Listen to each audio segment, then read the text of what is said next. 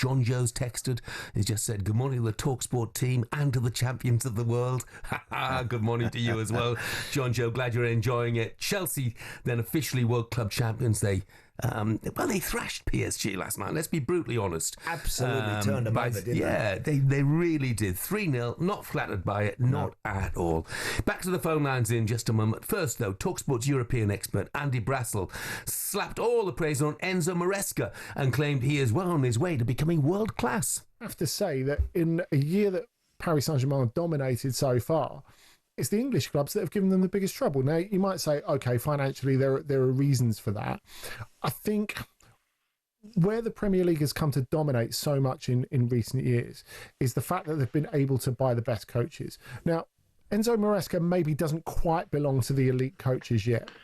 I think this would be a card to say he's on his way, to say he's certainly learning and learning fast, especially when he's been under immense pressure for results under the last couple of months, and there have been parts of the Chelsea fan base that have doubted him. I'm sure there have been people in the boardroom at Stamford Bridge that have doubted him as well. For him to produce something like this and to get his team to produce something like this after such a physically and emotionally taxing season is impressive. It felt like a game too much for PSG, and it felt like a game too much against Premier League opposition for PSG. Well, that'll raise a few eyebrows. Enzo Maresca on his way to being world class. But, you know, when you look at it, I mean, last night he got everything right now. Everything. Spot on. Selection, tactics, and then and injecting the right amount of belief and confidence and courage into the players to go and produce a performance as they did. The way they started the game, Jeff, they started so well. It was so good from the get-go. And I've seen PSG a lot in the Champions League last season, and they've frightened teams. They have really, really frightened teams in the opening 10 or 15 minutes. I've seen them turn up in matches, and they could have been, in most games I watched them, I think they could have been 2 or 3 up inside 10 minutes, PSG, against some of the very best. Chelsea did not allow that to happen last night, and then inflicted their own damage. And absolutely deserved it. They did. Yeah, and when people claim PSG, you know, were flat, well, they weren't flat 4 days earlier, were they, against Real Madrid? No. Let's hear from a Chelsea fan, shall we? Ikram has called the show. Morning, Ikram. Morning, Jeff. How you doing? You all right? Morning, Andy. Good morning, Ikram. How are you? It's a good morning. It's a good morning. I'm telling you that. I bet it is. You know what? Look, I'm going to get a lot of stick for this, but you know what? I was at home yesterday, Sunday evening, with my baby boy in my arms, 2 years old, said Chelsea for the first time. My daughter was loving Doja Cat. My missus even joined me for football, and now that is a bloody miracle. Now, I'll tell you what, I think it was just iconic. It reminded me of USA 94, love it or hate it, with Donald Trump there, with the halftime show, with the music. It was just iconic. And then obviously it also helps when Chelsea are winning.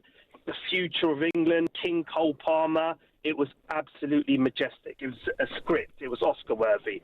So for me, happy days, and I absolutely loved it. And you know, Ikram, you're right to have loved it. It was a brilliant performance. But you know, everyone now is going to talk about Chelsea as being potential Premier League winners. What do you make of that?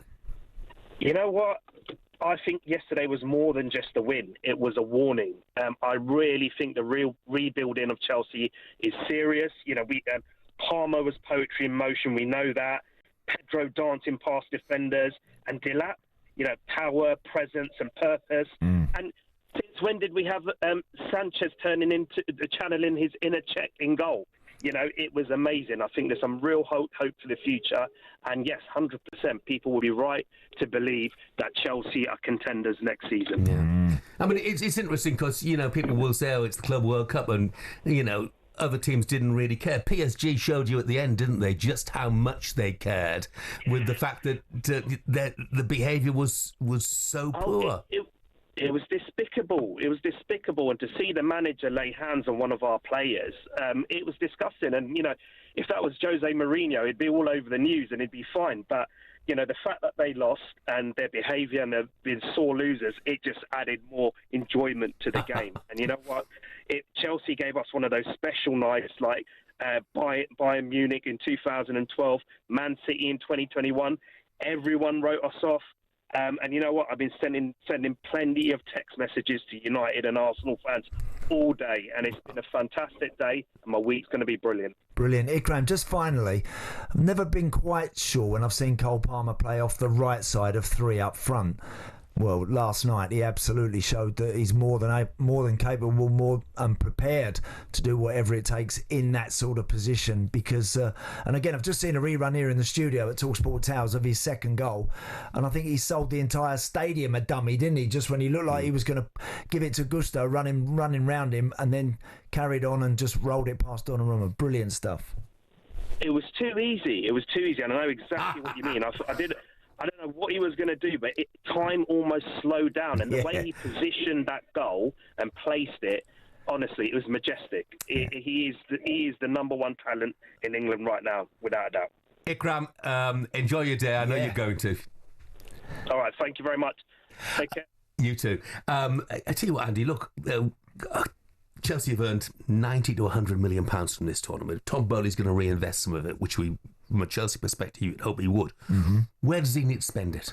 I still would look. I know the goalie had a good night last night, but I still think that that they can find better there in that position, and I also think that possibly a centre half as well. I just think an experienced one.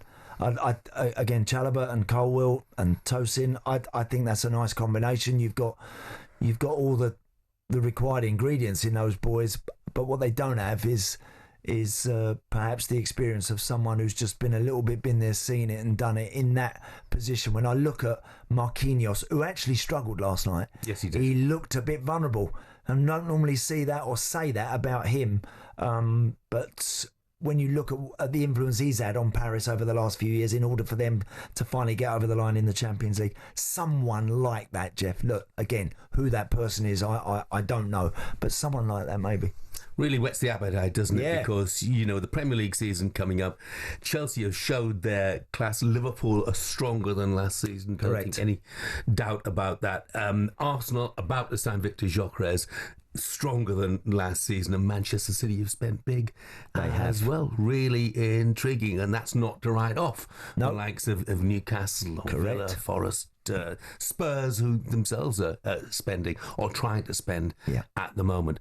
Gary has texted, said, hi Jeff, Andy, I didn't rate Maresca, but last night changed it all with his tactics and the way at the end of the game, when it got heated, he showed his class with the opposition and kept his own players in check. Pulling them away when he get them out of the way. Yeah, so that's Gaz, and he makes a very good point. There must be a moment for coaches and managers. There must be a moment when things start to change for them. And Enzo was always going to be questioned. He was a young kid, Jeff, at West Brom when I was there. When I finished, Enzo Maresca was Enzo was a 17-year-old boy at West Brom, and he was a kind of maverick then, wanted to play or saw the game played his own way and stuck to his guns, had a decent playing career. Now we're starting to see genuine his personality, genuinely transferring and transmitting to his players, which is what it's all about as a coach. So many coaches nowadays have got so many great ideas. Can you get that across to your players? Well, on last night's going, it's starting to happen for him. There was some wonderful shots of Maresca in the dugout 5 minutes before the full-time whistle, and he was just beaming. He was absolutely loving it. Because he knew they were there, He knew they were there. talkSPORT Breakfast, waking you up Monday to Friday morning from 6 a.m. on AM, on DAB, via the talkSPORT app and on your smart speaker. talkSPORT.